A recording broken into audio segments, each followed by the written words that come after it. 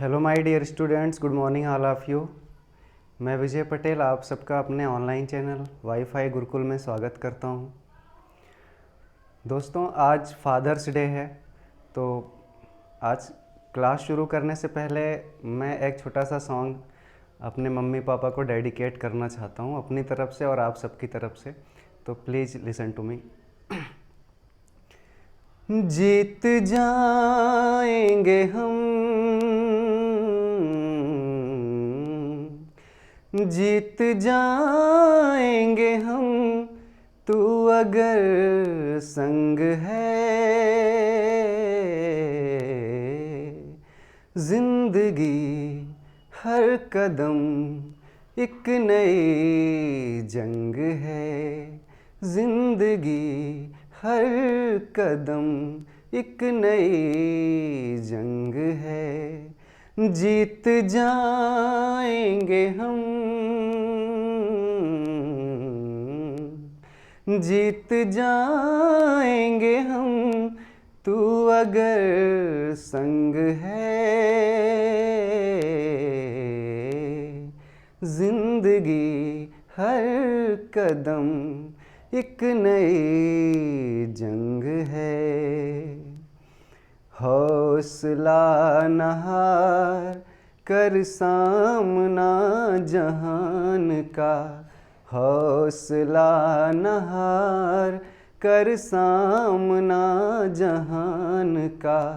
वो बदल रहा है देख रंग आसमान का, रंग आसमान का। ये शिकस्त का नहीं, ये फतह का रंग है। जिंदगी हर कदम एक नई जंग है। जीत जाएंगे हम, जीत जाएंगे हम, तू अगर संग है। जिंदगी हर कदम एक नई जंग है। दोस्तों, मम्मी पापा के लिए सिर्फ 2 लाइनें और कहना चाहता हूँ कि आपके चरणों में मेरा हर तीरथ, आपके दिल में मेरा हर धाम।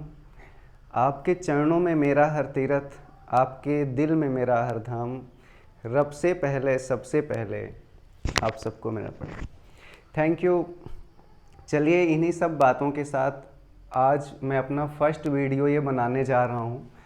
और जैसा कि आप लोग देख रहे हैं कि वाइट बोर्ड ही हमारे पास और बहुत ज़्यादा ये लाइट सेटअप ये वो कुछ भी नहीं है, बट आप लोग फोकस करेंगे कि मैं जो बताना चाहता हूँ उसे समझने के लिए, बस इसी बात पर फोकस रहे। और कमेंट में आप लोग प्लीज़ बताइएगा कि जहाँ भी मेरे अंदर कोई गलतियाँ होंगी तो उसे मैं सुधारने का प्रयास करूँगा।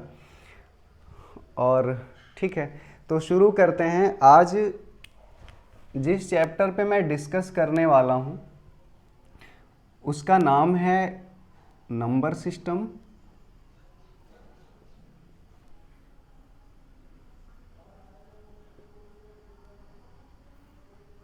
नंबर सिस्टम को हम हिंदी में संख्या पद्धति कहते हैं। संख्या पद्धति का जो अर्थ है संख्याओं को लिखने की, संख्याओं को समझने की, संख्याओं को पढ़ने की, संख्याओं को व्यक्त करने की, या यूं कहें कि संख्याओं के अध्ययन करने की पद्धति, संख्याओं के अध्ययन करने का तरीका, संख्याओं के अध्ययन करने की विधि कितनी है उसे हम कहेंगे संख्या पद्धति। तो देखिए, there are 4 types of number system in mathematics specially. विशेष रूप से 4 प्रकार की संख्या पद्धतियां होती हैं हमारी गणित में। तो मैं एक एक करके सबका नाम लिख रहा हूं, सबके बारे में थोड़ा थोड़ा बताऊंगा।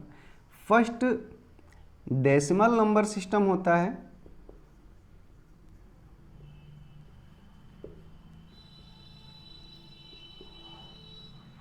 जिसे हम हिंदी में दाशमिक संख्या पद्धति कहते हैं।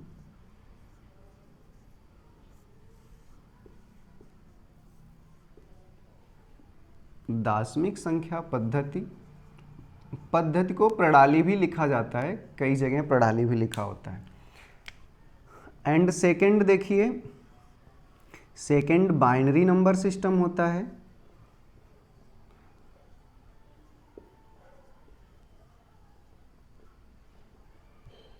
जिसे हम हिंदी में द्विआधारी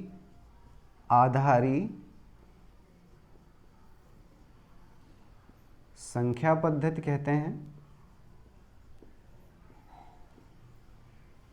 आपका जो थर्ड है वो ऑक्टल होता है, ऑक्टल नंबर सिस्टम। और आपका जो फोर्थ है वो है आपका hexadecimal number system, hexadecimal number system. प्यारे बच्चों, जो हमारे वनडे एग्जाम्स में सिलेबस में है वो सिर्फ डेसिमल और बाइनरी है, ऑक्टल एंड हेक्सा हमारे सिलेबस में नहीं है। तो इसके बारे में बस बेसिक हम समझेंगे, बाकी डिटेल से डेसिमल और बाइनरी को पढ़ना है। तो चलिए डेसिमल नंबर सिस्टम के बारे में थोड़ा सा आगे जानते हैं। देखिए, जैसे कि आपने देखा कि इसका नाम दाशमिक संख्या पद्धति है। दाशमिक ये 10 से बना हुआ है, तो इसका जो बेस है, इसे पढ़ने के जो आधार हैं वो आधार हैं 10। और वो आधार हैं कौन कौन से? तो वो आधार हैं 0, 1, 2, 3, 4, 5, 6, 7, 8 एंड 9। ये 10 आधार हैं, 10 यूनिट्स हैं, 10 बेसिक फैक्ट्स हैं जिनके आधार पे हम डेसिमल नंबर सिस्टम को पढ़ते हैं। Second, binary number system. Binary number system Hindi में द्विआधारी। तो द्विआधारी से ये क्लियर हो रहा है कि इसके आधार कितने होंगे? तो इसके आधार होते हैं 2, और वो 2 आधार कौन कौन से होंगे? तो आप कहेंगे 0 एंड 1। सिर्फ 0 और 1 के आधार पे हम कोई भी संख्या, बड़ी से बड़ी संख्या लिख सकते हैं, दशमलव की संख्या को लिख सकते हैं, पूर्णांक की संख्या को लिख सकते हैं, सिर्फ 0 और 1 के आधार पे। किस सिस्टम में? बाइनरी नंबर सिस्टम में, द्विआधारी संख्या पद्धति में। नेक्स्ट है हमारा ऑक्टल नंबर सिस्टम। तो ऑक्टल नंबर सिस्टम के आधार हमारे 8 होते हैं, और वो 8 आधार कौन कौन से हैं? तो 0, 1, 2, 3, 4, 5, 6, 7। ऑक्टल नंबर सिस्टम को पढ़ने के लिए इन 8 बेस की आवश्यकता पड़ती है, 8 यूनिट्स की, 8 डिजिट्स की आवश्यकता पड़ती है। इसके बाद हमारा हेक्साडेसिमल नंबर सिस्टम है। हेक्सा का मतलब होता है 6, डेसिमल का मतलब होता है 10। तो 10 और 6 कितने हो गए? 16। तो इसके जो बेस होंगे, इसका जो आधार होता है वो 16 आधार होते हैं। इसमें सबसे ज़्यादा इसी में होते हैं। और वो 16 आधार कौन कौन से हैं? तो मैं यहाँ पे लिख रहा हूँ 0, 1, 2, 3, 4, 5, 6, 7, 8, 9। 9 के बाद देखिए 10 आना चाहिए, तो 10 नहीं होता है इसमें। 9 के बाद इसमें आता है A, B, C, D, E and F। तो देयर आर 16 बेस। ये आपके 16 आधार हैं किस पद्धति में? हेक्साडेसिमल नंबर सिस्टम में। देखिए, जहाँ A है इसको 10 कहेंगे, बिकॉज ऑफ 0 से 9 तक आपने देख लिया। 9 के बाद 10 नहीं होता है हेक्साडेसिमल नंबर सिस्टम में। 9 के बाद 10 नहीं होता A, तो A का मतलब 10 है, B का मतलब 11 है, C का मतलब 12 है, D का मतलब 13, E का मतलब 14 और F का मतलब 15। तो ये बेसिक हमने जानकारी ली कि नंबर सिस्टम कितने प्रकार के होते हैं। तो there are 4 types of number system, 4 पद्धतियां हैं हमारे संख्याओं के अध्ययन करने की। डेसिमल नंबर सिस्टम, आधार इसके 10 हैं, कौन कौन से? 0 to 9। बाइनरी नंबर सिस्टम द्विआधारी संख्या पद्धत, इसके आधार 2 हैं 0 एंड 1। एंड थर्ड हमारा ऑक्टल नंबर सिस्टम, इसके आधार 8 हैं 0 to 7। And here are hexadecimal number system, base ये 16 हुए। तो डेसिमल नंबर सिस्टम और बाइनरी नंबर सिस्टम ही हमारे सिलेबस में है, ऑक्टल और हेक्सा ये हमें नहीं पढ़ना है। ओके, तो इसके आगे हम लोग पढ़ते हैं।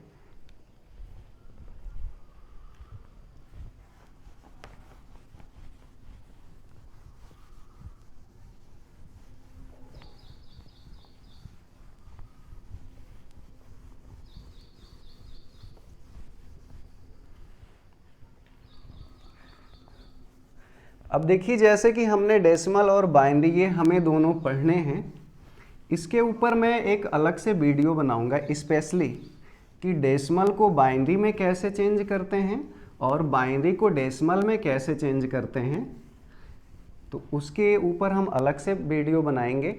अभी हमने बस संख्या पद्धतियों के बारे में सिर्फ जाना कि संख्या पद्धति क्या होती है, कितने प्रकार की होती है ना। तो संख्या पद्धति का मतलब संख्याओं को अध्ययन करने की पद्धति, विधि 4 प्रकार की हैं, उसके आधार कौन कौन से हैं ये हमने जाना।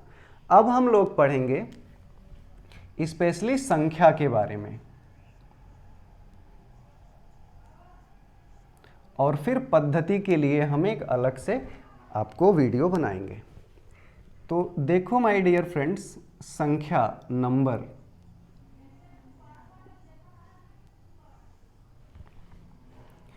संख्याओं के बारे में हम थोड़ा सा ये जानते हैं कि संख्याओं का निर्माण कैसे होता है, संख्या वास्तव में है क्या, है ना। तो 2 बातें होती हैं, एक तो होता है डिजिट और दूसरा होता है नंबर, संख्या।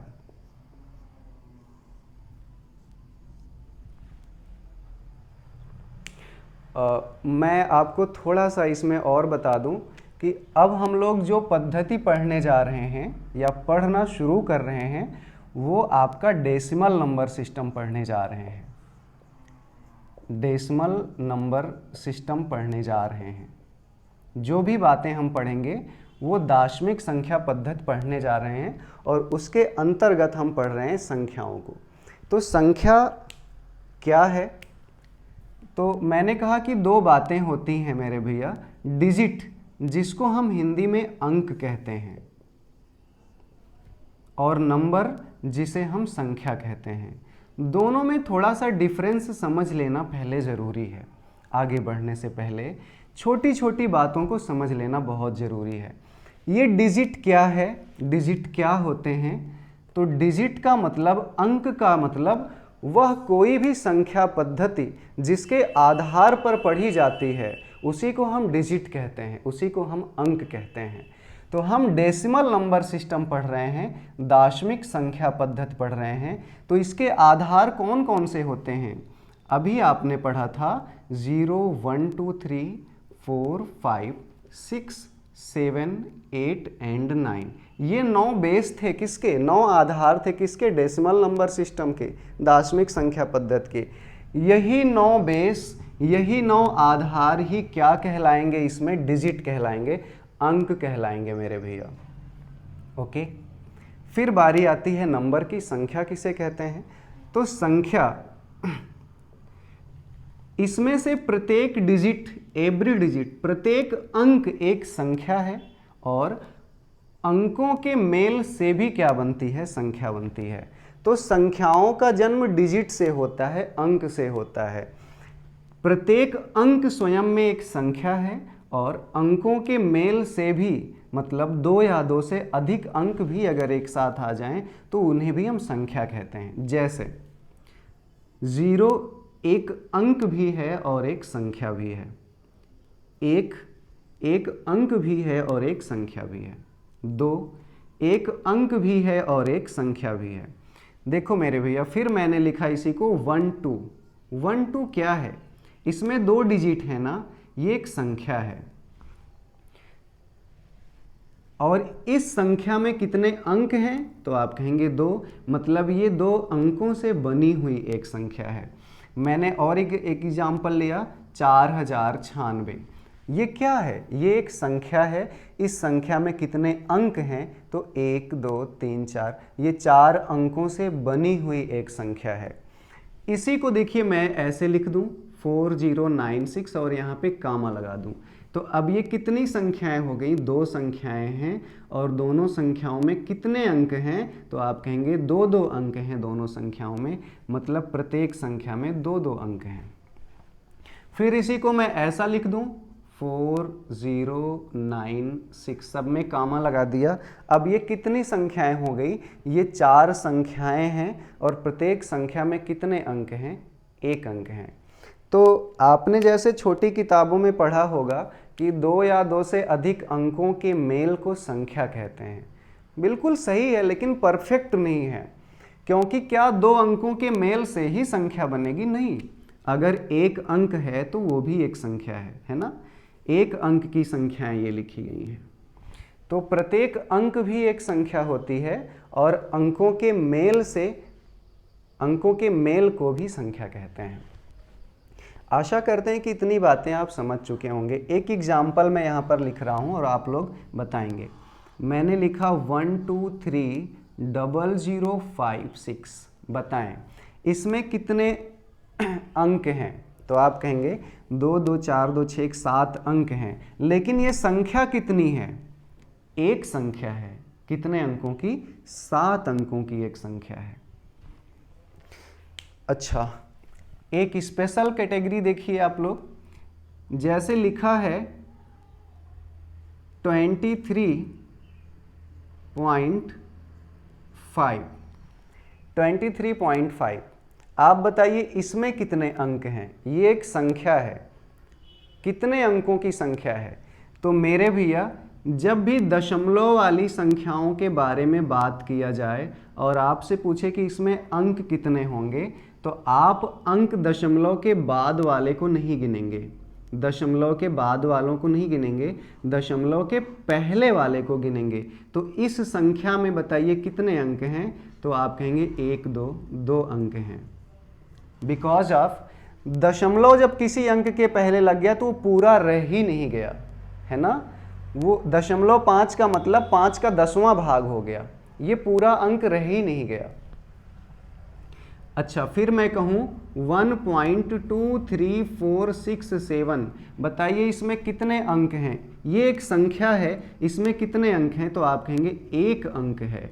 इससे मतलब नहीं होता मेरे भैया, प्लीज़ इसे लेकर कोई कंफ्यूजन ना रखिएगा। बिकॉज अब ये इसमें कोई भी पूरा अंक है ही नहीं, इसमें पूरा अंक कोई है ही नहीं। ओके, तो ये तो था अंक और संख्याओं की बातें कि प्रत्येक अंक एक संख्या होती है, अंकों के मेल से भी संख्याएं बनती हैं। अंक क्या होता है? किसी भी नंबर सिस्टम के जो बेस होते हैं उसे हम अंक कहते हैं। आपने थोड़ा सा अभी अंकों और संख्याओं के बारे में जाना।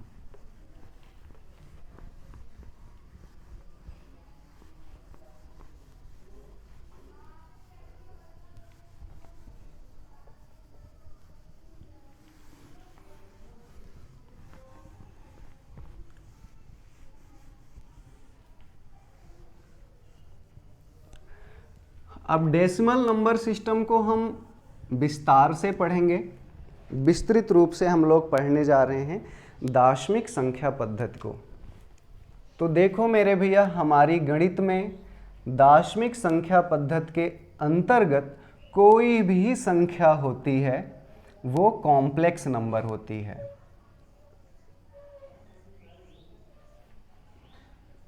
वो हमारी कॉम्प्लेक्स नंबर होती है, जिसे हम हिंदी में सम्मिश्र संख्या कहते हैं।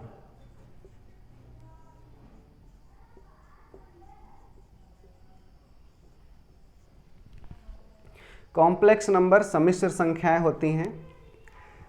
इस दुनिया की कोई भी संख्या है, स्पेशली जनरली हम दार्शनिक संख्या पद्धति की बातें कर रहे हैं, ये बात ध्यान में रहे, माइंड में रहे कि हम दार्शनिक संख्या पद्धति पढ़ रहे हैं और हम वनडे एग्जाम में दार्शनिक ही पढ़ते हैं।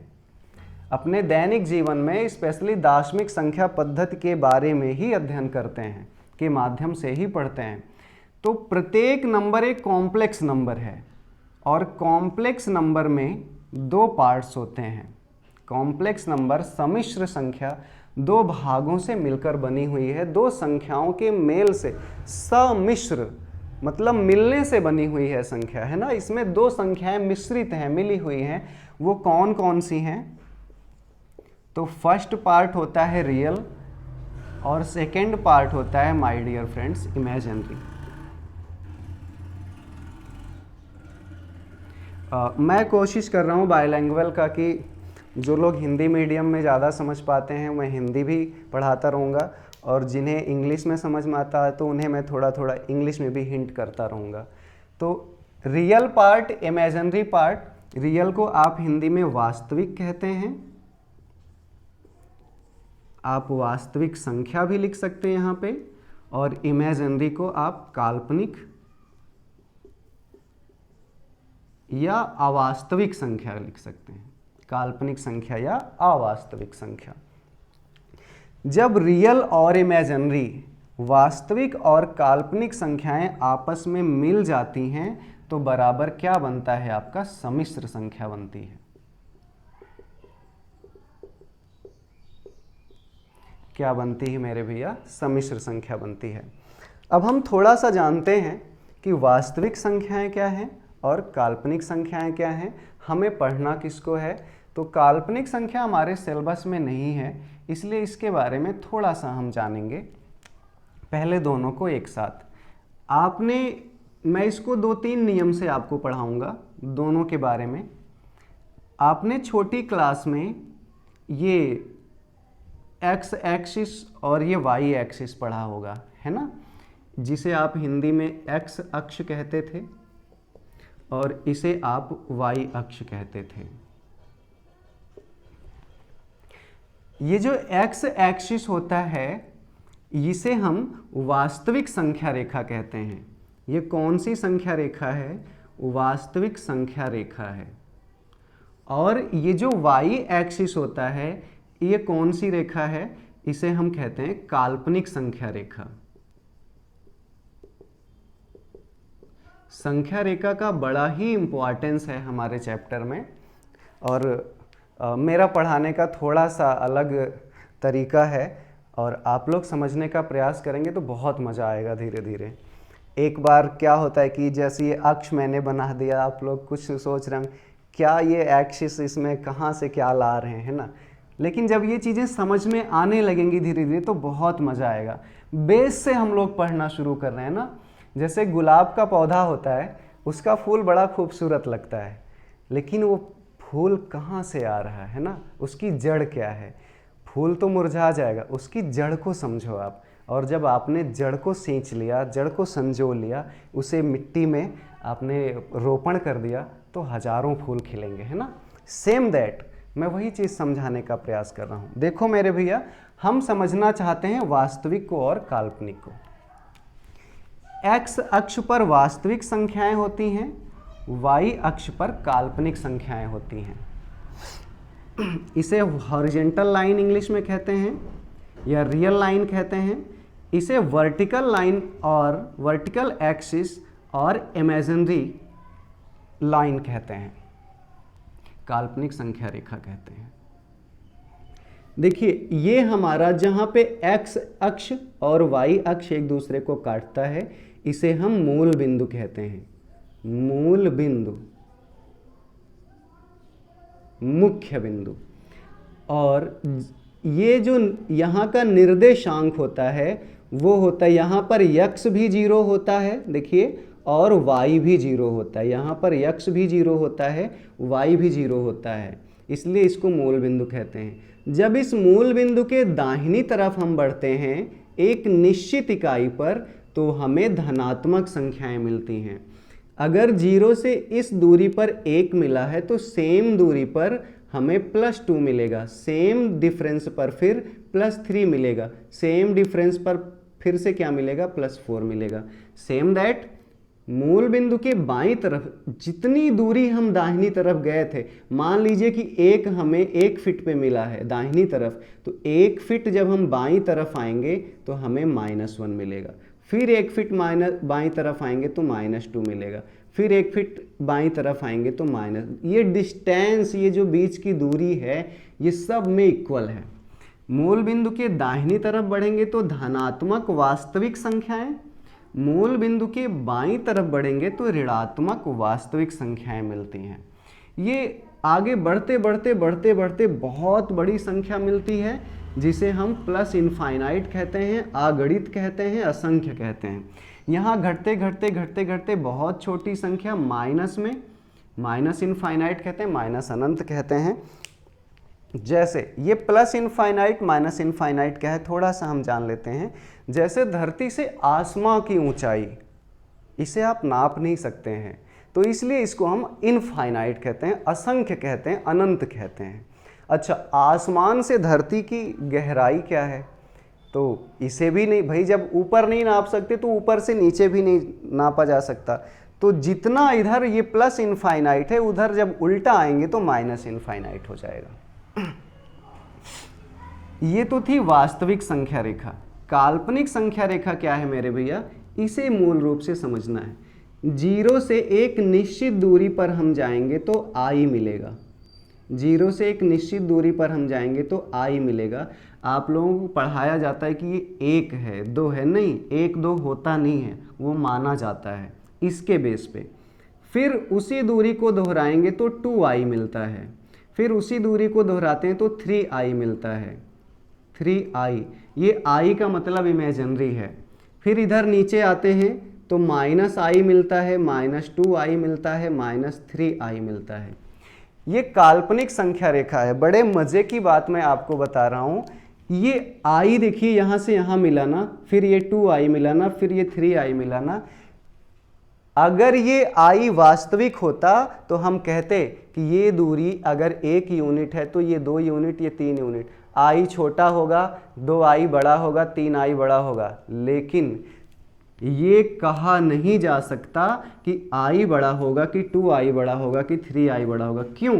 क्योंकि ये वास्तविक है ही नहीं, ये वास्तविक है ही नहीं, ये काल्पनिक है। तो कभी आपसे पूछा जाए कि i बड़ा होगा कि 2i बड़ा होगा, कांट से नहीं कहा जा सकता, because of these numbers are not real.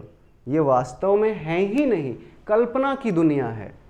तो i 2i 3i भले ही ऐसे बढ़ता हुआ क्रम लिखा गया है, लेकिन इसमें कौन बड़ा है ये कह पाना मुश्किल है। ओके, कांट से नहीं कह सकते आप। अच्छा, अब काल्पनिक संख्या को हम पहचानेंगे कैसे? भाई वास्तविक को तो हम पहचान लेते हैं।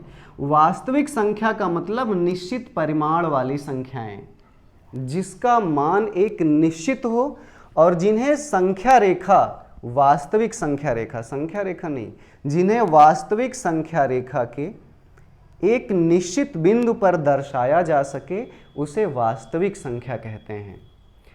वे संख्याएं जिन्हें वास्तविक संख्या रेखा के एक निश्चित बिंदु पर दर्शाया जा सके, उन्हें वास्तविक संख्याएं कहते हैं। जिनका परिणाम निश्चित हो, जिन्हें गणित के साधारण नियमों द्वारा जोड़ा घटाया जा सके, कैलकुलेट किया जा सके, उन्हें वास्तविक संख्याएं कहते हैं। जिन्हें हम परिभाषित कर सकें कि 1 + 1 = 2, 1 छोटा होगा 2 बड़ा होगा, जिनके बारे में सब कुछ क्लियर है, वो वास्तविक संख्याएं होती हैं। जिनका परिणाम निश्चित है, वो वास्तविक संख्याएं होती हैं। जिन्हें संख्या रेखा पर एक बिंदु पर, एक निश्चित बिंदु पर दर्शाया जा सके, उन्हें वास्तविक संख्या कहते हैं। जिनकी हम परिभाषा दे सकें, जिन्हें गणित के साधारण नियमों द्वारा कैलकुलेट कर सकें, उन्हें वास्तविक संख्या कहते हैं। काल्पनिक संख्याएं फिर क्या हैं? क्या इनको हम कैलकुलेट नहीं कर सकते? देखो मेरे भैया, काल्पनिक संख्याएं होती क्या हैं? काल्पनिक संख्याओं को मेरे भैया आयोटा भी कहते हैं, आयोटा, और इसको स्मॉल i से प्रदर्शित करते हैं। काल्पनिक संख्याओं को आयोटा भी कहते हैं, इसे स्मॉल आई से प्रदर्शित करते हैं और आई का स्क्वायर बराबर माइनस में 1 होता है। आई का स्क्वायर बराबर माइनस में 1 होता है, जबकि आप जानते हैं किसी भी वास्तविक संख्या का वर्ग करिए तो परिणाम धनात्मक आता है। जब किसी संख्या का वर्ग ऋणात्मक आ जाए तो उसे काल्पनिक संख्या कहते हैं। यहां पहचानेंगे हम। ओके, आप अंडरस्टैंड कर रहे हैं? किसी भी संख्या का अगर वर्ग करें और परिणाम ऋणात्मक आ जाए तो उसे हम काल्पनिक कहें। किसे? जिसका हमने वर्ग किया उसे हम काल्पनिक संख्या कहते हैं। अच्छा, वास्तविक देखिए, आप 2 का स्क्वायर करिए। 2 का स्क्वायर का मतलब 2 गुणे 2 बराबर कितना आया? 4। -2 का स्क्वायर करिए तो -2 गुणे -2, 2 दूनी 4, माइनस और माइनस का गुणा प्लस। 2 का हमने स्क्वायर किया तो भी 4 आया, -2 का हमने स्क्वायर किया तो भी 4 आया, मतलब प्लस में आया। जिन संख्याओं का वर्ग धनात्मक हो उन्हें वास्तविक कहते हैं। जिन संख्याओं का वर्ग करने पर परिणाम धनात्मक हो, ये विशेषता है वास्तविक संख्याओं की, प्रॉपर्टीज है, उन्हें वास्तविक संख्या कहते हैं। तो मतलब ये 2 भी वास्तविक है, -2 भी वास्तविक है। लेकिन अगर किसी संख्या का वर्ग करें और परिणाम ऋणात्मक आ जाए तो वास्तविक नहीं होगी, वो क्या होगी? काल्पनिक संख्या होगी। तो आशा करते हैं कि आप काल्पनिक को समझ गए होंगे। i की पावर 2 बराबर -1, ये इसकी मुख्य विशेषता है, ये इसकी मुख्य परिभाषा है। अच्छा, इसे मैं थोड़ा सा मिटा दे रहा हूं।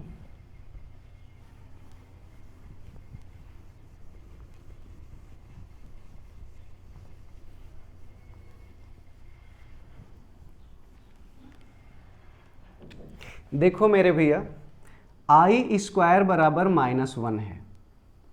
अब अगर मान लीजिए कहीं पर ऐसा लिखा हो x स्क्वायर बराबर -1, x स्क्वायर बराबर -1, तो इस समीकरण में बताइए x का मान क्या होगा?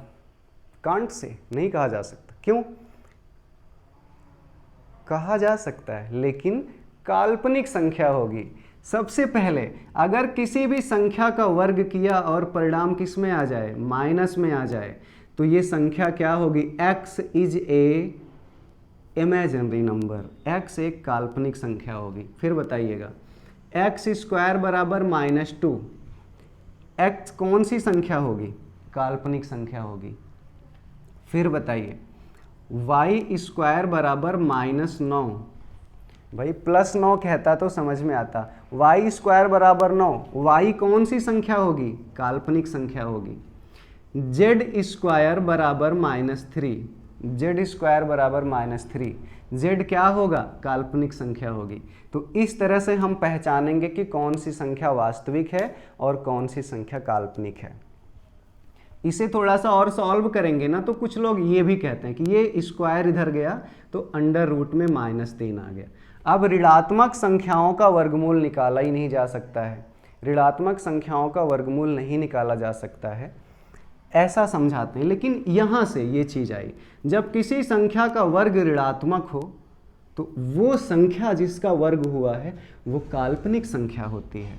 और उसको जब हम इवेल्युएट करेंगे, उसको जब हम सॉल्व करेंगे, देखिए अंडर रूट में -3 आ गया। -3 का वर्गमूल निकालना किसी ने सिखाया ही नहीं, है ना। अच्छा, बहुत कोशिश करने पर देखिए क्या होता है।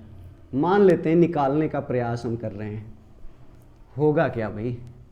तो अंडर रूट में मैंने इसको लिखा -1 गुणे 3, क्या ऐसा लिख सकते हैं? हाँ लिख सकते हैं। अब -1 किसका मान है? आई स्क्वायर का मान -1 होता है, आई स्क्वायर का मान -1 होता है। तो देखिए अंडर रूट में -1 की जगह मैंने आई स्क्वायर लिख दिया गुणे 3। अब आई स्क्वायर का वर्गमूल तो आ जाएगा ना, आई स्क्वायर का वर्गमूल आई होगा और अंडर रूट में 3, आई अंडर रूट 3, आई आ गया तो आई किसका चिन्ह है भाई? काल्पनिक संख्या का। तो जब अंडर रूट में ऋणात्मक संख्या हो तो वो काल्पनिक संख्या है। या यूं कहेंगे, जब किसी संख्या का वर्ग किया जाए और परिणाम ऋणात्मक हो तो उसे काल्पनिक संख्या कहते हैं। काल्पनिक संख्याओं के बारे में बहुत सी बातें हैं, बट हमारे सिलेबस में है नहीं ये सारी चीज़ें, है ना। तो कुछ थोड़ा सा और जान लेंगे बस, बाकी ये फिनिश है, द एंड है। देखें, जैसे मेरे भैया आई स्क्वायर बराबर -1 है, तो बताइए आई का क्यूब बराबर क्या होगा। आई का क्यूब बराबर हम कहेंगे आई का क्यूब बराबर आई स्क्वायर गुणे आई लिख सकते हैं। आई घाते 3 बराबर आई की घाते 2 गुणे आई की घाते 1 लिख सकते हैं। 2 और 1 3 हो जाएगा। तो आई स्क्वायर का मान कितना है -1, और गुणे क्या आई, -1 से आई में गुणा करिए तो क्या हो गया -i। आई स्क्वायर बराबर -1, आई क्यूब बराबर -i, आई की घाते 4 बराबर क्या लिखेंगे, आई स्क्वायर गुणे आई स्क्वायर लिख सकते हैं। आई स्क्वायर का मान -1, आई स्क्वायर का मान -1, -1 गुणे -1 बराबर क्या हो जाएगा +1। इस तरह से कुछ ये विशेष बातें छोटी सी मैंने बता दी, इसके आगे अब पढ़ने की आवश्यकता नहीं है मेरे भैया, ठीक है ना। तो ये तो थी काल्पनिक संख्याओं की बातें। वास्तविक संख्याएं किसे कहते हैं, जिनका परिणाम निश्चित हो उन्हें वास्तविक संख्या कहते हैं। जिन्हें हम परिभाषित कर सकें उन्हें वास्तविक संख्या कहते हैं। जिन्हें वास्तविक संख्या रेखा के एक निश्चित बिंदु पर दर्शाया जा सके उन्हें वास्तविक संख्या कहते हैं। तो इसे मैं इरेज कर सकता हूं।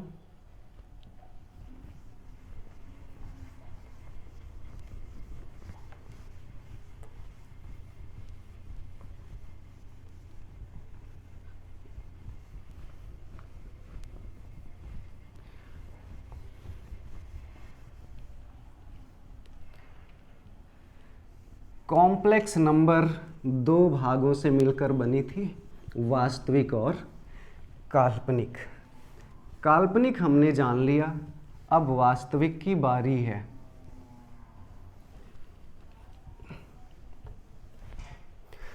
अब इसके बाद हम लोग पढ़ना शुरू करेंगे।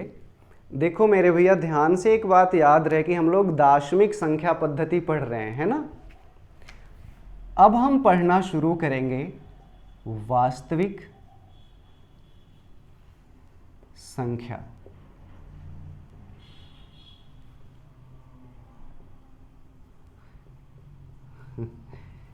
Real number.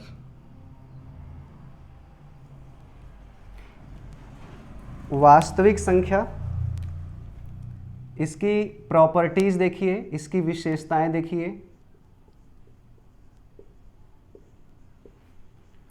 निश्चित परिमाण, जिसका परिमाण निश्चित हो।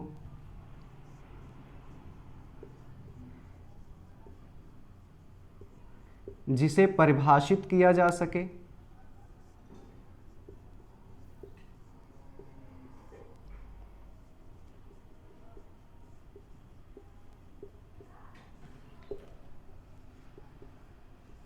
गणित के नियमों द्वारा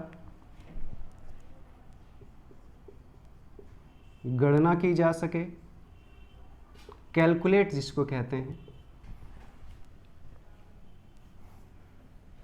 ये कुछ बातें थी।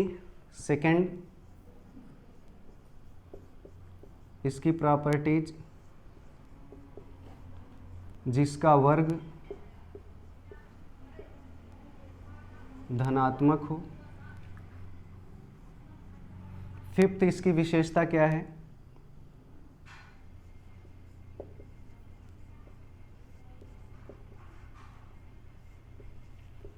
संख्या रेखा के एक निश्चित बिंदु पर दर्शाया जा सके। ये मैंने कुछ बातें आपको बता दी वास्तविक संख्याओं के बारे में, है ना। बाकी तो पढ़ते रहेंगे, बहुत लंबी विशेषताएं हैं। तो वास्तविक संख्याएं जिसका परिमाण निश्चित हो, जिन्हें परिभाषित किया जा सके, जिन्हें गणित के नियमों द्वारा गणना की जा सके, जिसका वर्ग धनात्मक हो, संख्या रेखा के एक निश्चित बिंदु पर दर्शाया जा सके। ओके, अब आइए इनको हम थोड़ा थोड़ा समझते हैं। निश्चित परिमाण का मतलब क्या हुआ? निश्चित परिमाण का मतलब ये होता है मेरे भैया, अगर मैं कहूं कि 2 kg, तो 2 kg का मतलब 2 kg ही, ये नहीं कि ये निश्चित ही नहीं है कि 2 kg होता क्या है। क्या 2 kg निश्चित नहीं है? 3 kg, 3 metre, 4 kilometre, 5 kilometre, 4.25 metre, ये सब क्या है? निश्चित परिमाण है। 37 डिग्री सेंटीग्रेड एक निश्चित टेम्परेचर है। -1 टेम्परेचर माइनस में चला गया, ये निश्चित एक परिमाण है ना? ये निश्चित परिमाण इसे कहेंगे। परिभाषित का मतलब इसे समझना बहुत मस्ट है मेरे भैया, क्योंकि इन सभी विशेषताओं में मुख्य विशेषता है परिभाषित। वास्तविक संख्याएं कौन सी संख्याएं होती हैं? परिभाषित संख्याएं ही वास्तविक संख्याएं होती हैं। तो देखिए परिभाषित संख्या का मतलब क्या होता है। जैसे 8 में 2 से भाग दिया जाए तो कितना आएगा? 4, परिभाषित, एग्जैक्ट वैल्यू। 4 में 2 से भाग दिया जाए तो कितना आएगा? 2, परिभाषित है। 6 में अगर 3 से भाग दिया जाए तो कितना आएगा? 2, एक निश्चित परिणाम मिल रहा है, परिभाषित है। अच्छा, अब समझिए अगर ये परिभाषित है तो अपरिभाषित क्या होता है? थोड़ा सा दोनों को एक साथ हम समझते हैं। अगर वास्तविक संख्याएं परिभाषित हैं तो अपरिभाषित संख्याएं क्या होती हैं? जरा सा यहां पे समझ लीजिए।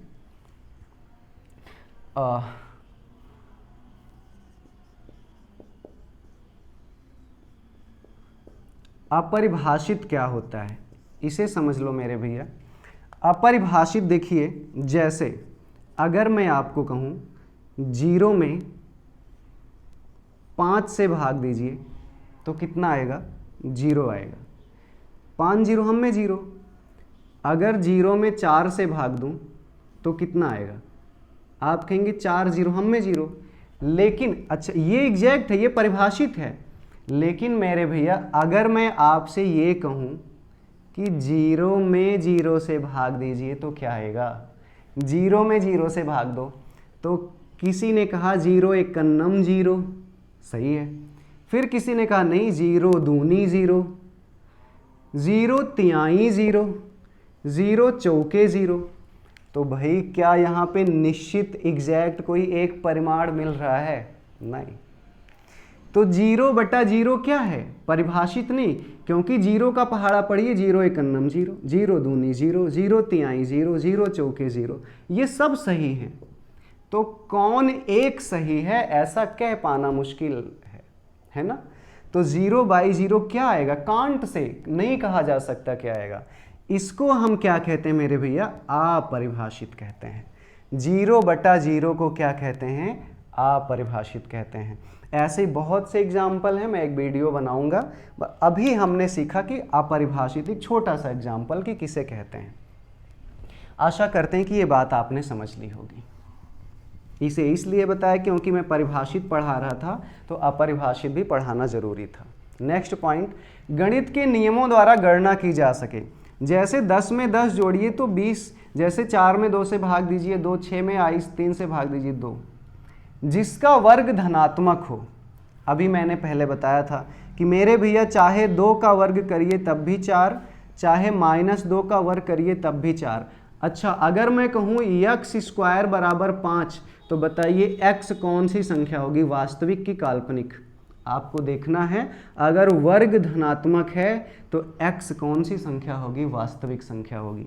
अगर मैं कहूँ कि y² = 6, y वास्तविक संख्या होगी कि काल्पनिक संख्या होगी? तो आप कहेंगे y वास्तविक संख्या होगी, क्योंकि इसका वर्ग क्या है? धनात्मक है।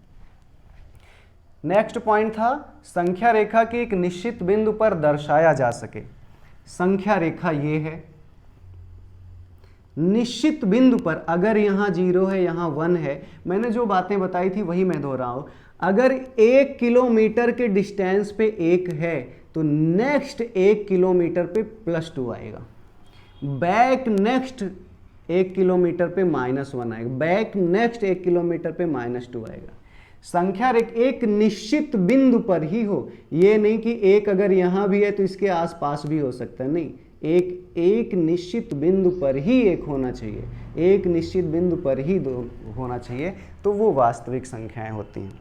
तो 1 और 2 तो बिल्कुल निश्चित हैं, उनका परिणाम निश्चित है, तो एक निश्चित बिंदु पर दर्शाया जा सकता है। क्योंकि अगर इस बिंदु के जरा सा भी आगे जाएंगे तो ज़्यादा हो जाएगा, जरा सा पहले आएंगे तो कम हो जाएगा, इसका परिणाम निश्चित है, इसलिए वास्तविक संख्या है। तो मेरे भैया ये तो थी वास्तविक संख्याओं की विशेषता। थोड़ा सा और आगे बढ़ते हैं।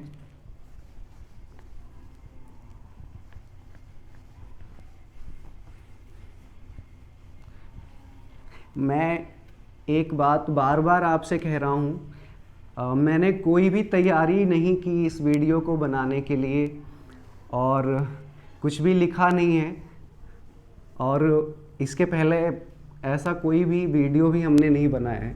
तो प्लीज़ अगर आप लोगों को कहीं भी कोई प्रॉब्लम हो रही है, मैं फास्ट पढ़ा रहा हूँ, मेरी लैंग्वेज या मेरे पढ़ाने का तरीका, आप लोगों का सहयोग ही हमारे लिए सबसे बड़ी चीज़ है, आप लोगों का सुझाव ही हमारे लिए बहुत बड़ी चीज़ होगी। तो प्लीज़ आप लोग कमेंट करके ज़रूर बताइएगा कि इसमें और क्या सुधार की गुंजाइश है, क्योंकि मुझे क्या आता है ये फ़र्क नहीं है, मैं क्या जानता हूँ, मैं आपको कितना सिखा पा रहा हूँ, मेरी बातें आप कितना समझ पा रहे हैं, ये मस्ट होता है ना।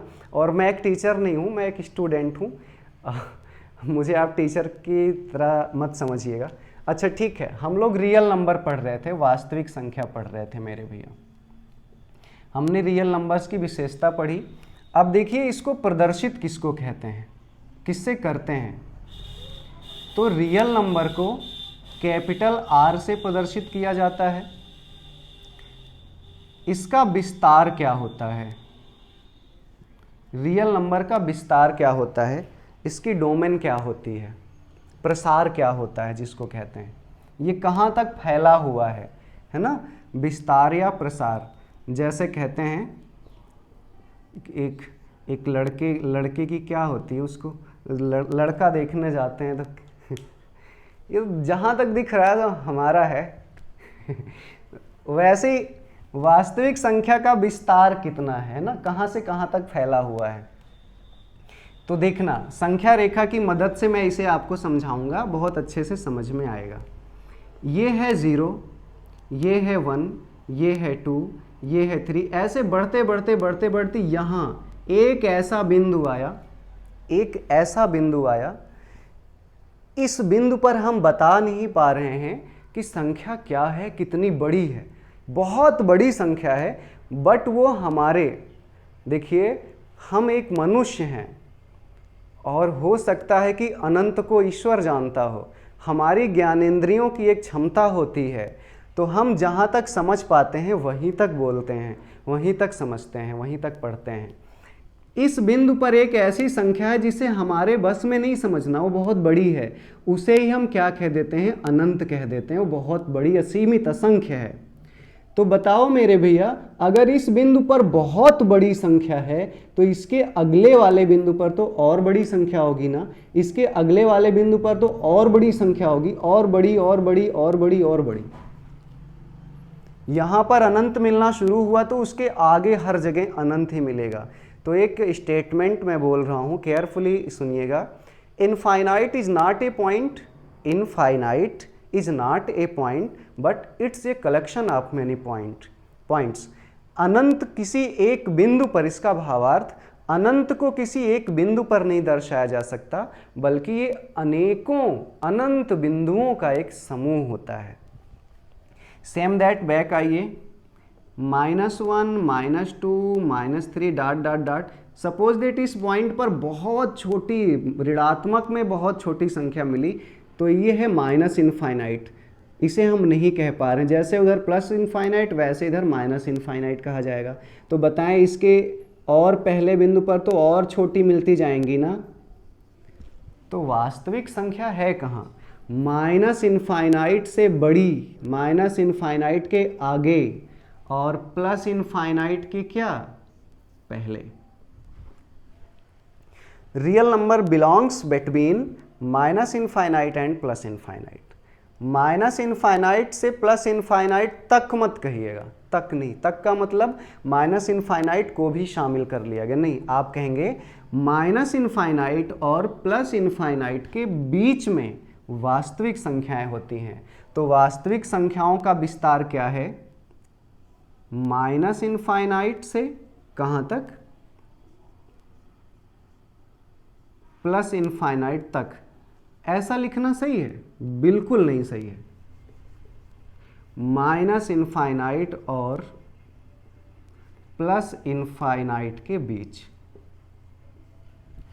माइनस इनफाइनाइट और प्लस इनफाइनाइट के बीच, इसका मतलब ये हुआ मेरे भैया कि माइनस इनफाइनाइट से बड़ा है कौन, वास्तविक संख्या, और प्लस इनफाइनाइट से ये छोटी है। माइनस इनफाइनाइट से बड़ी और प्लस इनफाइनाइट से छोटी क्या होती, वास्तविक संख्या होती है। एक और छोटी सी बात समझिएगा गणित की, बहुत विशेष बात है, आपकी बुक में कहीं नहीं मिलेगा, फिर भी देखो मेरे भैया। जैसे अगर मैं एक संख्या रेखा ऐसे खींच दूं, अगर मैं कहूं 2 से, यहाँ पे 2 है और यहाँ पे 4 है, बीच में 3 है, कुछ भी, 2 से 4 तक, इसका मतलब क्या होता है, 2 को भी लेना है, 4 को भी लेना है, और 2 और 4 के बीच में सबको लेना है। 2 से 4 तक का मतलब हुआ 2 को भी लेना है, 4 को भी लेना है, और 2 तथा 4 के बीच में भी जो संख्या है उसको भी लेना है। तो 2 से 4 तक को हम कहते हैं ऐसे 2, 4। ये जो होता है बिगिनिंग पॉइंट होता है, ये जो होता है एंड पॉइंट होता है। 2 प्रारंभिक बिंदु क्या है 2, एंड पॉइंट क्या है 4 तक। जहां पर एंड पॉइंट लेना होता है वहां पे बड़ा कोष्ठक लगाते हैं, इसको इंग्लिश में क्लोज ब्रैकेट कहते हैं। क्या 2 को भी लेना था, इसलिए 2 पर भी क्लोज ब्रैकेट लगाना। अगर ये कहता भैया 2 और 4 के बीच, इसका मतलब क्या हुआ, 2 को छोड़ दीजिए, 4 को छोड़ दीजिए, उसके बीच में सबको ले लीजिए। तो 2 से 4 के बीच, बीच में लेना है ना, 4 को नहीं लेना है ना तो ओपन ब्रैकेट लगाइए, 2 को नहीं लेना है ना तो ओपन ब्रैकेट लगाइए। छोटा कोष्ठक लगाने का मतलब इसको छोड़ना है, बड़ा कोष्ठक लगाने का मतलब इसको लेना है। ये होता है बिगिनिंग पॉइंट, ये होता है एंड पॉइंट। अगर ब्रैकेट में ऐसा कहीं भी लिखा है ना, तो इसको कहते हैं बिगिनिंग पॉइंट, प्रारंभिक बिंदु, इसको कहते हैं अंतिम बिंदु, और इसके बीच में सबको लेना है। लेकिन अगर इस बिगिनिंग को लेना है तो बड़ा कोष्ठक, बिगिनिंग को नहीं लेना है तो छोटा कोष्ठक, एंड को लेना है तो बड़ा कोष्ठक, एंड को नहीं लेना है तो छोटा कोष्ठक। तो अब बताइए real number belongs to, real number belongs to क्या होगा, क्या माइनस इनफाइनाइट और प्लस इनफाइनाइट, ये प्रारंभिक बिंदु है, ये अंतिम बिंदु है, क्या माइनस इनफाइनाइट को लेना है, नहीं, तो कौन सा कोष्ठक, छोटा कोष्ठक। प्लस इनफाइनाइट को लेना है, नहीं लेना है, तो कौन सा कोष्ठक, छोटा कोष्ठक।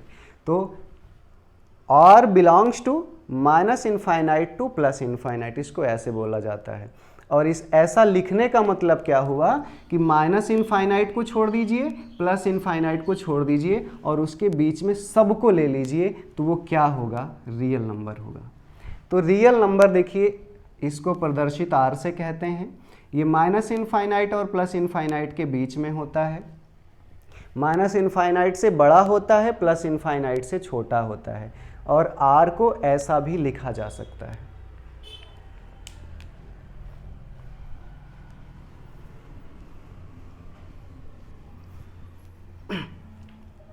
तो ये आपने सीखा मेरे भैया, प्रदर्शित किससे कहते हैं और वास्तविक संख्याओं का विस्तार क्या होता है। अब देखिए इसकी संख्या कितनी है, वास्तविक संख्याएं कितनी हैं, है ना, 10 हैं, 100 हैं, 50 हैं, कितनी हैं, इसकी संख्या कितनी है। तो फिर से मैं नंबर लाइन को ले रहा हूँ, मैं नंबर लाइन का यूज बार बार करता रहूँगा ताकि इसमें जो आगे मैं आपको पढ़ाने वाला हूँ वो धीरे धीरे चीज़ें क्लियर होती रहें। देखो मेरे भैया, ये संख्या रेखा है, ये कौन सी संख्या रेखा है? वास्तविक संख्या रेखा है। लेकिन जब आप बहुत छोटे थे छोटे का मतलब बहुत छोटे थे, इतना भी छोटे नहीं कि ऐसे जैसे, सॉरी अब मैं नहीं कहूँगा, आप लोग समझ लीजिए। तो आप लोग 6th 7th में जब निक्कर पहन के आप लोग स्कूल जाते थे तो उसमें आपको इसका नाम ना संख्या रेखा नहीं पढ़ाया गया था, आपको इसका नाम पढ़ाया गया था बिंदुपथ। जब आप लोग निक्कर पहन के जाते थे स्कूल में, ये बिंदुपथ, बिंदुपथ देखिए बड़ा प्यारा सा नाम है, बिंदुओं से बना हुआ पथ, बिंदुओं से बना हुआ रास्ता। तो मतलब ये संख्या रेखा तो बाद में बनी जब इस पे संख्या आई, उसके पहले क्या था? बिंदुपथ था। मतलब ये बिंदुओं से बिंदुओं से बिंदुओं से बहुत सारे बिंदुओं से बनी हुई एक रेखा, एक रास्ता है। अब आप बताइए ये रेखा कौन सी है? वास्तविक संख्याएं। इसके हर बिंदु पर क्या है? एक संख्याएं हैं। कौन सी संख्याएं हैं? वास्तविक संख्याएं हैं। तो अब हमें पता चल गया कि कितनी संख्याएं होंगी। आप कहेंगे जितने बिंदु होंगी उतनी ही संख्याएं होंगी। ये वास्तविक संख्या रेखा है, हर बिंदु पर एक संख्या है। तो वास्तविक संख्याओं की संख्या कितनी है? 100 है, 50 है। आप कहेंगे जितने बिंदु हैं उतनी संख्याएं होंगी। तो how many points are lies in this lines? इस लाइन पे कितने बिंदु हैं? तो मेरे भैया बिंदुओं का कोई आकार नहीं होता। एक सुई की नोक को अगर 1 करोड़ भागों में बांट दीजिए, उससे भी छोटा होता है बिंदु का आकार। तो इस रेखा पर कितने बिंदु हैं? आप कहेंगे असंख्य बिंदु हैं। तो वास्तविक संख्याओं की संख्या भी कितनी है? अनगिनत है, असंख्य है, असीमित है, कुछ भी बोल दीजिए, ये शब्द यूज किए जाते हैं। अपरिमित है। वास्तविक संख्याओं की संख्या कितनी है? अनगिनत है, असंख्य है, असीमित है, अपरिमित है। इसे गिना नहीं जा सकता कितनी है। तो ये बातें मैं आशा करता हूँ समझ गए होंगे। फिर से इसको देखते हैं। रियल नंबर हम पढ़ रहे हैं और हम किस पद्धति के अंतर्गत पढ़ रहे हैं, मैं बार बार याद दिला रहा हूँ, दार्शनिक संख्या पद्धति पढ़ रहे हैं, क्योंकि 0 to 9 के अलावा और कुछ मिलना नहीं है इस पद्धति में। वास्तविक संख्या R से प्रदर्शित करते हैं। कहाँ से कहाँ तक होती है? माइनस अनंत और प्लस अनंत के बीच में होती है।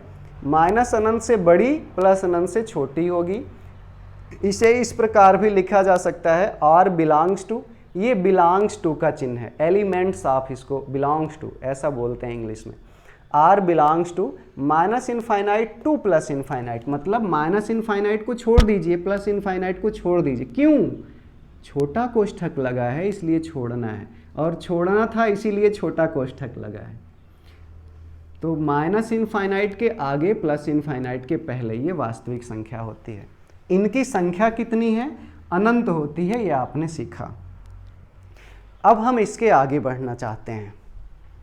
अगर आपकी इजाज़त हो तो आगे बढ़ें। नहीं इजाज़त है नहीं भी इजाज़त होती ना तब भी हम आगे बढ़ते हैं। तो बहुत अपने आप को डॉन मत समझो, तो बहुत बड़े डॉन हो हम आगे नहीं बढ़ेंगे। मेरे गुंडों, डॉन भैया। चलिए, वास्तविक संख्याएं हम लोग पढ़ रहे हैं। आजकल तो लड़कियां भी बहुत बड़ी गुंडी हो गई हैं, लड़कों से ज़्यादा लड़कियां गुंडेबाजी करती हैं। एक दिन मैंने बस पे देखा, एक लड़की थी, कंडक्टर ने 5 रुपये टिकट, तुमको पता नहीं? हम आज तक नहीं दिए, बस चलानी है। चलो मेरे भैया, ठीक है, मैं किसी को स्पेशली नहीं कर रहा, किसी के दिल को धक्का लगे, ऐसे जोर का धक्का, तो उसके लिए माफ़ी। हम लोग वास्तविक संख्या पढ़ रहे हैं ना, रियल नंबर पढ़ रहे हैं।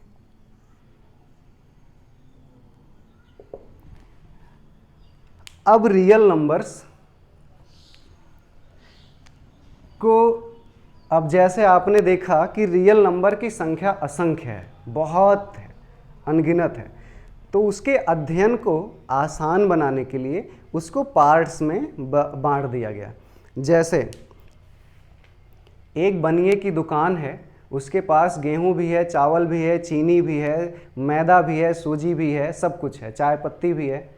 अब अगर वो सबको एक ही में मिला देगा, कोई चीनी लेने आ गया तो उसको क्या देगा? मैदा की, सूजी की, आटा, है ना।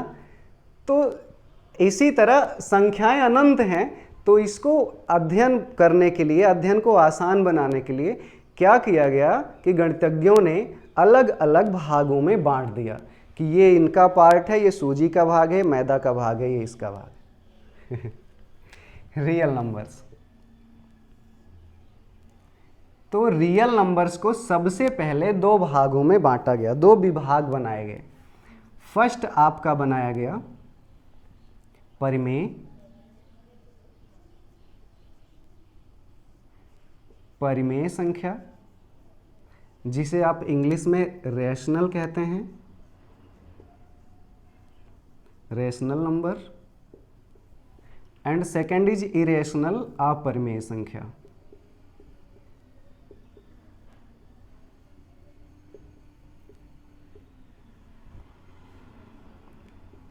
Irrational number.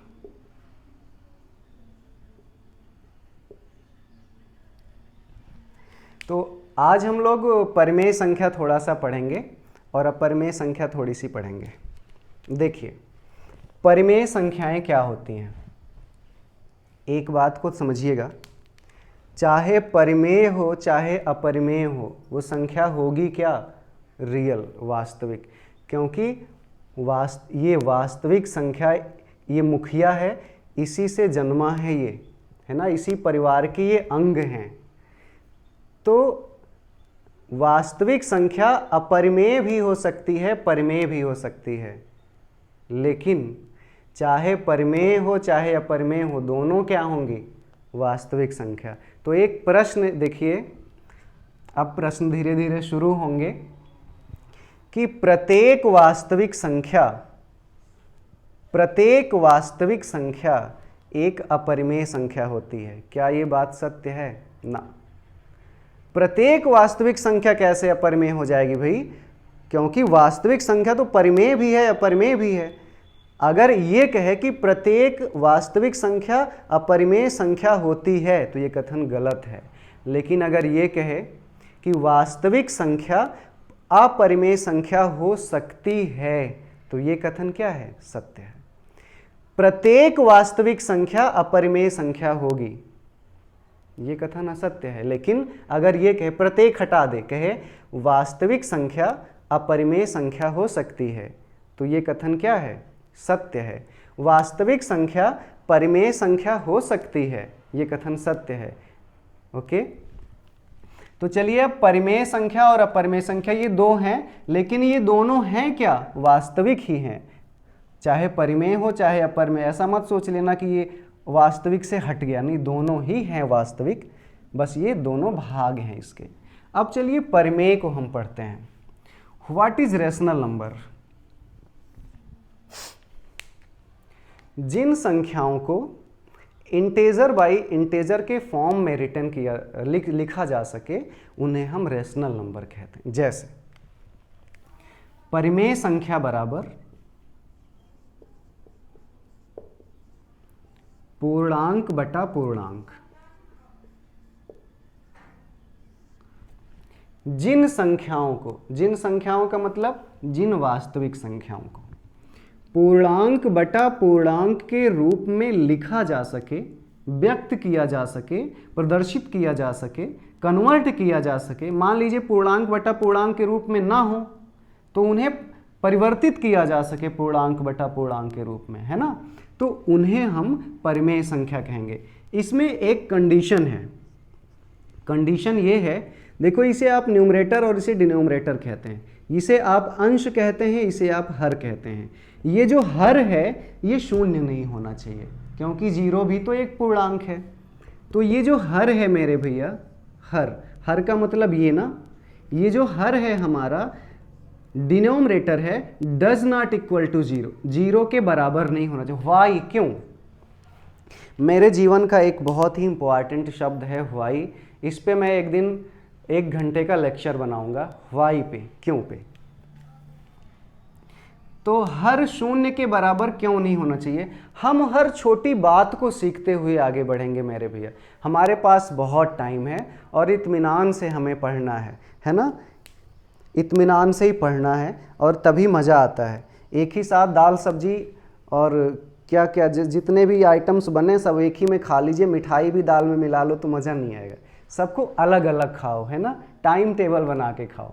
अभी मिठाई खाए हैं तो ऐसा नहीं कि अब सब्जी पी लें मिठाई के साथ पानी पियो तो मज़ा आएगा, है ना तो हम अलग अलग हर चीज़ को पढ़ेंगे और हर चीज़ का मज़ा लेके पढ़ेंगे।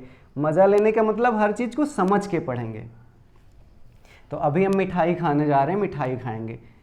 ये पूछा गया कि क्यों हर जीरो के बराबर नहीं होना चाहिए। तो आइए इसको पहले डिस्कस कर लेते हैं, फिर आगे बढ़ेंगे। तो देखिए, देखो मेरे भैया, 4/2 बराबर कितना आएगा? 2।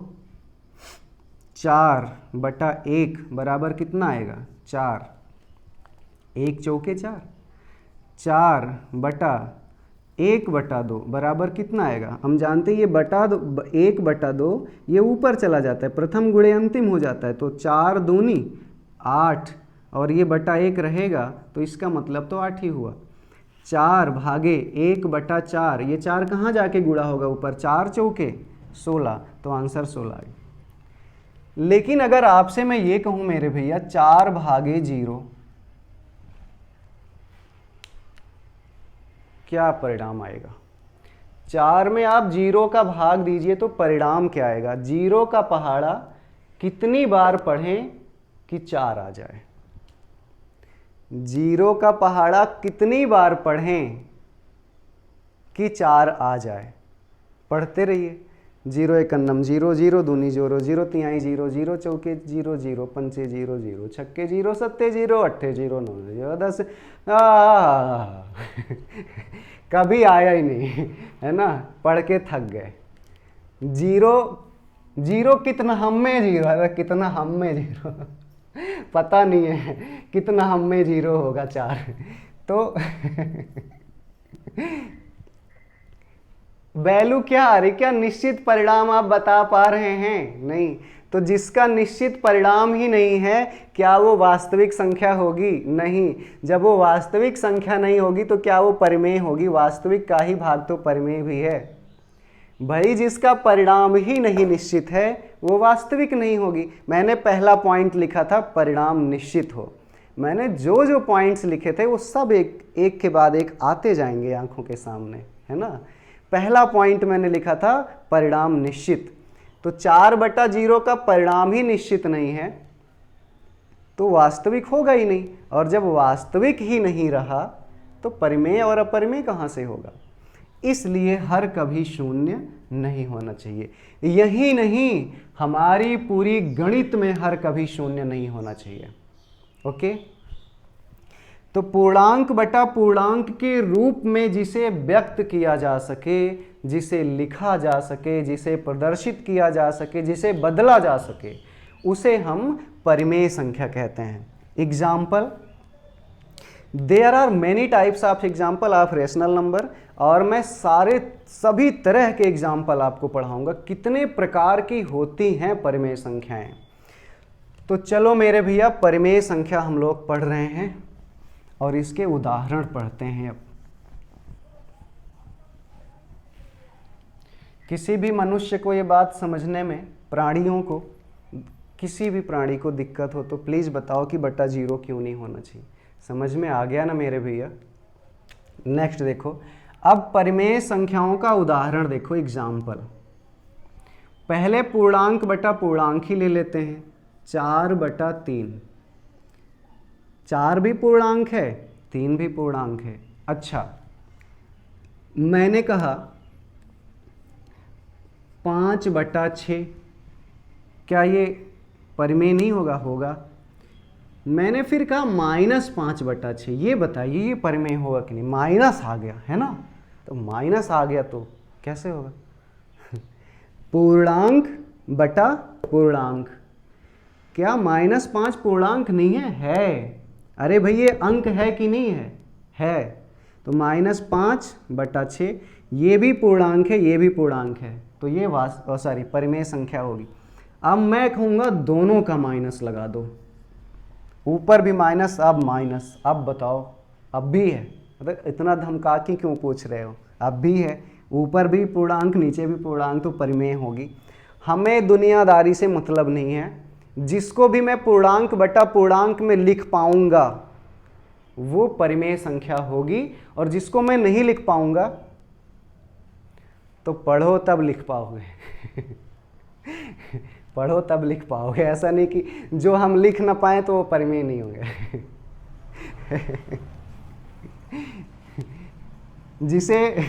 जिसे पूर्णांक बटा पूर्णांक लिखा जा सके वो परिमेय, जिसे ना लिखा जा सके वो परिमेय नहीं होगी। अच्छा देखो मेरे भैया, अब परिमेय संख्याओं की है बहुत उदाहरण, मैं एक स्टेप वाइज बताऊंगा, ज़्यादा समझ में आएगा।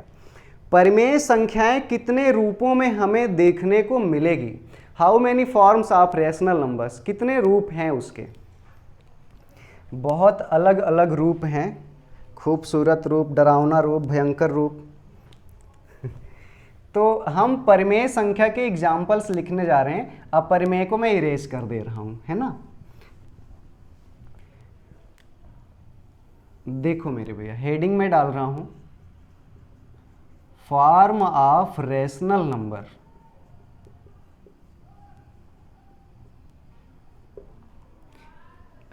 इसको हिंदी में कहेंगे परिमेय संख्याओं का रूप।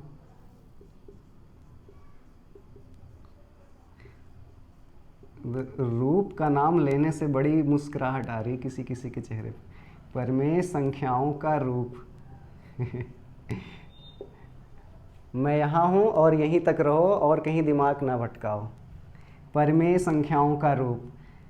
रंग तेरा देख के, रूप तेरा देख के, कुदरत भी हैरान है ना। वहाँ मत जाओ, यहीं पे रहो। परिमेय संख्याओं का रूप देखो, पहला रूप क्या होगा? कैसे, किन किन रूपों में हमसे आकर मिलेगी परिमेय संख्या, है ना। किस किस रूप में आकर हमसे मिलेगी परिमेय संख्या, उसे हम पढ़ने जा रहे हैं। मान लो परिमेय संख्या, बहुत समझ रहे हो, पहले किस रूप में मिलेगी? भिन्न के रूप में परिमेय संख्या मिलेगी। देखो कैसे, 1/2, 2/3, -2/3, 2/-3, 4/11, 100/101, एज लाइक दिस। जो भी इस रूप में मिले वो परिमेय संख्या होगी। दूसरा किस रूप में मिलेगी? दूसरा मिलेगी मेरे भैया हमें सिर्फ पूर्णांक के रूप में। अब याद रखिए, जितनी भी भिन्नें होंगी वो क्या होंगी? परिमेय होंगी। दूसरा क्या होगा? पूर्णांक के रूप में। जैसे पूर्णांक मिला 2, तो ये परिमेय संख्या होगी। क्यों होगी? ये तो पूर्णांक बटा पूर्णांक नहीं है। तो मैंने क्या कब कहा था कि पूर्णांक बटा पूर्णांक होना ही चाहिए? मैंने ये कहा था पूर्णांक बटा पूर्णांक के रूप में ना हो तो उसे बदला जा सके, परिवर्तित किया जा सके। तो क्या इसका बटा कुछ लिखा जा सकता है? क्या इसे पूर्णांक का बटा कुछ बनाया जा सकता है? Yes, definitely 2/1। 2/1 लिखिए तो अब भी 2/1 का मान 2 ही है। ये फॉर्म ऑफ फ्रैक्शन हो गया, भिन्न का रूप बन गया, 2/1 बन गया, पूर्णांक बटा पूर्णांक बन गया। तो ये कौन सी संख्या होगी? परिमेय संख्या होगी। कोई भी पूर्णांक मिल जाए। जीरो बताइए, जीरो के बारे में क्या ख्याल है आपका? क्या ख्याल है आपका? जीरो, जीरो को कुछ भी लिख दो भाई, 0/1, 0/2, 0/3, 0/4। अब भी ये क्या रहेगा, 0 ही रहेगा। अच्छा बताओ -1 के बारे में, -1/1 लिख दो। तो जितने भी पूर्णांक हैं, चाहे वो धनात्मक हो, चाहे वो शून्य हो, चाहे वो ऋणात्मक हो, कोई भी पूर्णांक है वो कौन सी संख्या का उदाहरण होगा, परिमेय संख्या का उदाहरण होगा। एंड थर्ड देखो, थर्ड मेरे भैया एक मिलेगा आपको शांत दशमलव।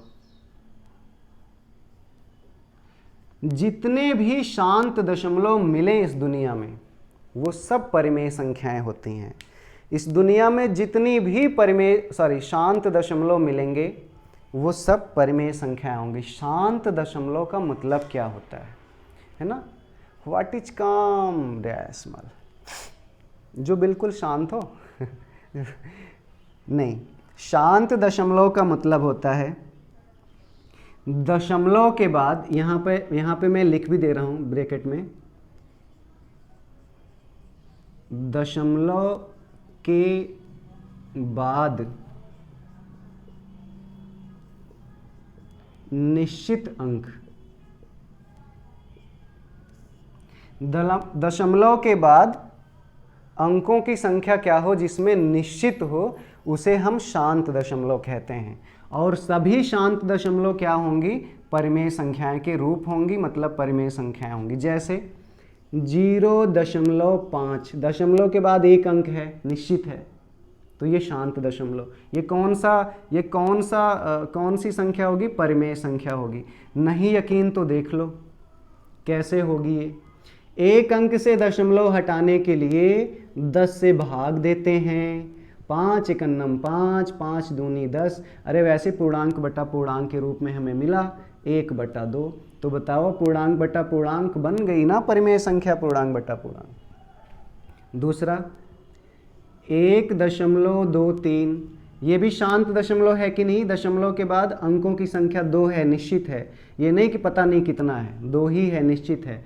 इसको देखो 2 अंक से दशमलव हटाने के लिए कितने से भाग देते हैं, 100 से। ये देखो पूर्णांक बटा पूर्णांक बन गई ना, तो ये भी परिमेय संख्या। तो मेरे भैया जितने भी शांत दशमलव आपको मिले वो सभी किसके उदाहरण होंगे, किसके रूप होंगे, तो आप कहेंगे फॉर्म ऑफ रेशनल नंबर होंगे, परिमेय संख्याओं के रूप होंगे। नेक्स्ट देखिए अगला पॉइंट, मैं इधर मिटा दे रहा हूं थोड़ा सा।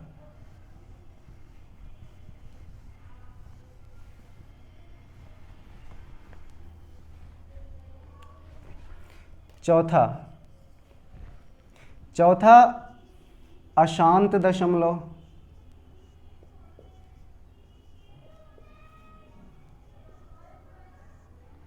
अशांत दशमलव के रूप में भी परिमेय संख्याएं मिलती हैं, लेकिन एक पॉइंट समझने वाला है कि जितने भी शांत दशमलव होते हैं वो सब परिमेय होती हैं, लेकिन जितने भी अशांत दशमलव हैं वो सब परिमेय नहीं होंगे, उसमें से कुछ अपरिमेय भी होती हैं। तो देखिए अशांत दशमलव में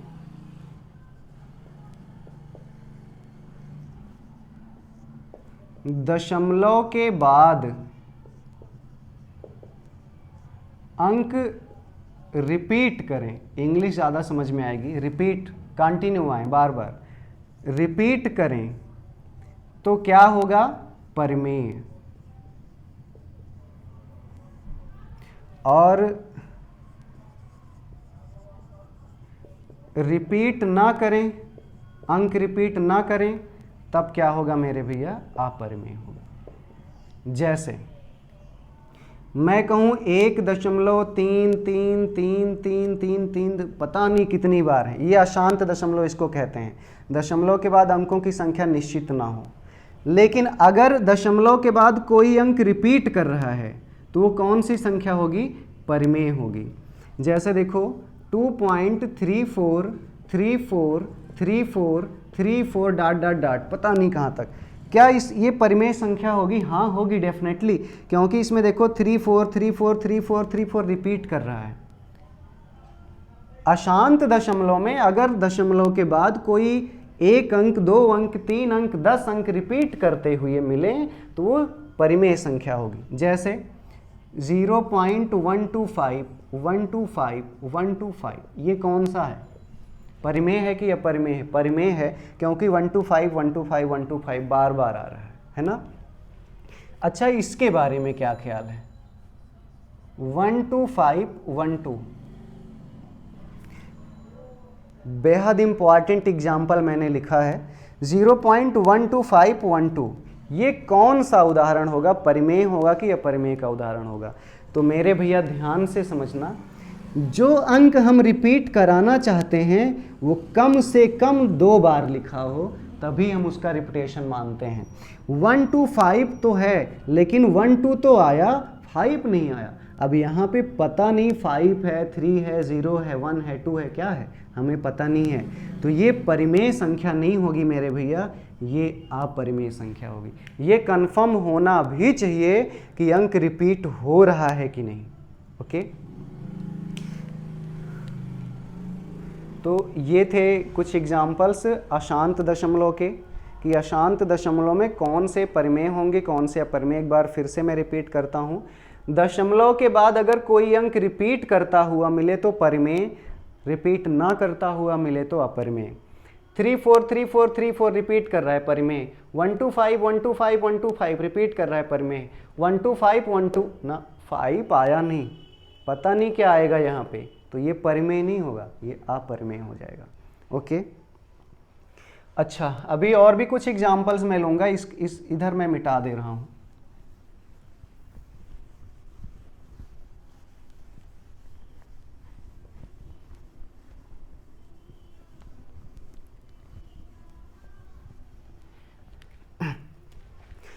अशांत दशमलव के कुछ और भी डिफरेंट एग्जाम्पल मैं ले रहा हूँ। देखें, आप लोग बताइएगा ये परिमेय होगी कि नहीं। 0.12 1 2 1 2 1 3, ये परिमेय संख्या का उदाहरण होगा कि नहीं होगा? 1 2 1 2 1 2 आ रहा था, लेकिन लास्ट में क्या हो गया, भंग हो गया, रिपीटेशन 1 3 आ गया। अब आगे क्या आएगा ये नहीं पता है। अगर यहीं पे 1 3 होता तब तो ये परिमेय हो जाता, क्योंकि 1 3 1 3, अब 1 3 1 3 रिपीट करना शुरू हो गया। लेकिन अगर यहाँ पे 1 3 आ गया तो आगे क्या आएगा, लिखना तो पड़ेगा ना, कम से कम 2 बार लिखा होना चाहिए। एक बार है, 1 2 का रिपीटेशन यहाँ पे भंग हो गया, इसलिए ये परिमेय नहीं होगा, तो क्या होगा, अपरिमेय होगा। नेक्स्ट एग्जाम्पल देखें, 0.1 2 3 4 5 6 0 1 1 1 1, परिमेय संख्या होगा या नहीं होगा? यस होगा। हमें शुरू से नहीं मतलब होता है, हमें लास्ट से मतलब होता है, रिपीट हो रहा है कि नहीं। अगर शुरू से मतलब होता तो शुरू में देखिए 1 2 1 2 1 2 रिपीट हो रहा था। लास्ट को हमने देखना है, लास्ट को हमने देखना है, लास्ट में 1 1 1, लास्ट में रिपीटेशन है तो परिमेय संख्या है, लास्ट में रिपीटेशन नहीं है तो परिमेय संख्या नहीं है। आशा करते हैं कि इतनी बातें आप समझ लिए होंगे। बाकी अभी अशांत और शांत दशमलव का एक बेहतर, बहुत ही अच्छे से एक वीडियो मैं बनाऊंगा 1 घंटे का, बहुत इंपॉर्टेंट टॉपिक है ये। तो चलिए, ये अशांत दशमलव मैं इरेज करता हूँ। 4 प्रकार के हमने रूप देख लिए। किसके रूप? परिमेय संख्याओं के। 4 प्रकार की परिमेय संख्याएं अभी हमें मिली हैं। 5वां प्रकार देखिए, 5वां किस रूप में हमें परिमेय संख्या मिलेगी? तो 5वां हमें मिलती है मेरे भैया करड़ी के रूप में। करड़ी के रूप में कैसे मिलेगी? देखिए, √4। आप करड़ी देख के कतई ना कह देना कि ये परिमेय संख्या नहीं है, ये अपरिमेय है ना। पहले इसको सॉल्व करिए, क्या पता ये करड़ी के बाहर आ जाए, और करड़ी के बाहर आ जाए तो हमारा काम हो जाए। 4 के बारे में देखिए, 4 का वर्गमूल निकालना है तो 4 का वर्गमूल होता क्या है? 2। Very nice. अब 2 बाहर आ गया, और जैसे ही 2 बाहर आया हमने 2 का बटा 1 लिख दिया, और जैसे ही 2 बटा 1 लिखा वैसे परिमेय संख्या हो गई, है ना। तो करड़ी के रूप में भी परिमेय संख्याएं हमें मिल सकती हैं। देखकर मत बता देना करड़ी, करड़ी को देख के बोल देना नहीं अपरिमेय होगा, नहीं नहीं नहीं, उसे मुझे सॉल्व करना होगा, है ना। 4 का वर्गमूल निकालेंगे, 2 आएगा, 2 को 2/1 लिख सकते हैं, पूर्णांक बटा पूर्णांक हो गया तो परिमेय संख्या होगी। √8 इसको बताइए परिमेय होगा कि नहीं होगा। तो √8 को चलिए गुणनखंड करते हैं, 2 दूनी 4 दूनी 8। भाई देखिए जोड़ा बन गया, ये तो बाहर आ जाएगा, जिसका जोड़ा बने वो बाहर, जिसका जोड़ा ना बने वो अंदर ही मरे, तो ये अंदर ही रह जाएगा। ये परिमेय संख्या नहीं, पूरा बाहर आना चाहिए, जैसे ये आया था पूरा करड़ी के बाहर आएगा तो परिमेय, करड़ी में एक भी छूटा तो अपरिमेय हो जाएगा, है ना। ये अपरिमेय है, ये परिमेय नहीं रहेगा। इसके बारे में बताइए क्या ख्याल है। √16, 4 चौके 16 सीधा, तो 4/1 पूर्णांक बटा पूर्णांक, वाव परिमेय संख्या।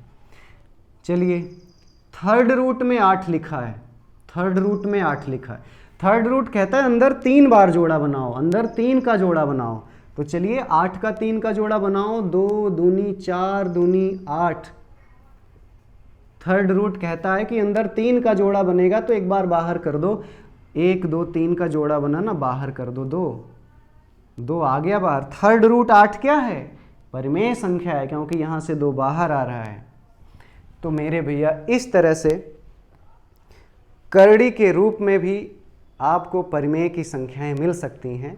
सिर्फ करड़ी को देखकर मत कहना कि ये अपरिमेय होगा, उसे सॉल्व करना है ना, बड़े मन से, शिद्दत से, प्यार से उसे सॉल्व करना। अगर वो करड़ी के बाहर आ जाए तो परिमेय हो जाएगी, थोड़ा भी मात्रा करड़ी में रह जाए तो वो अपरिमेय होगी, परिमेय नहीं होगी, है ना। अच्छा, 5th आपने देखा करड़ी के रूप में 1/6 देखिए,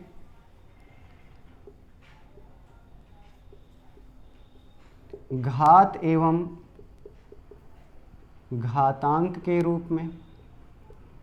अच्छा एक ही बात होती है, घातांक ही लिख लीजिए, घातांक के रूप में।